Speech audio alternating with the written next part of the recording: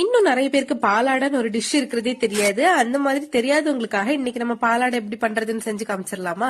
So பாலாடை பண்றதுக்கு நான் ஒரு 3 கப் பச்சரிசி எடுத்திருக்கேன். இது சுடு தண்ணியில 3 மணி நேரம் ஊற வச்சுட்டு கழுவி எடுத்துக்கோங்க.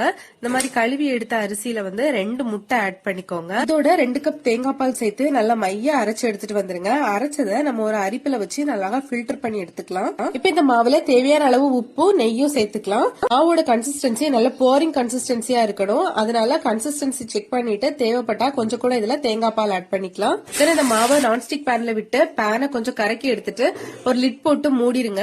ஜஸ்ட் ஒரு 5 செகண்ட்ஸ் லிட் போட்டு மூடி இருந்தா போதும். தென் ஓபன் பண்ணிட்டு 4 ஃபோல்ட் பண்ணி எடுத்தீங்கன்னா பாலாடை ரெடி. பாத்தீங்கன்னா ரொம்ப சாஃப்டா டிஷ்யூ மாதிரி இருக்கும். இதோட மெயின் காம்பினேஷன் சிக்கன் கிரேவி தான். இது இல்லாம முட்டை குழம்பு கூடவும் இது சூப்பரா இருக்கும். சேவ் பண்ணி வச்சுட்டு இந்த வீக்கே கட்டாயம் ட்ரை பண்ணி பாருங்க. வீடியோ மறக்காம ஷேர் பண்ணுங்க. Download ShareChat.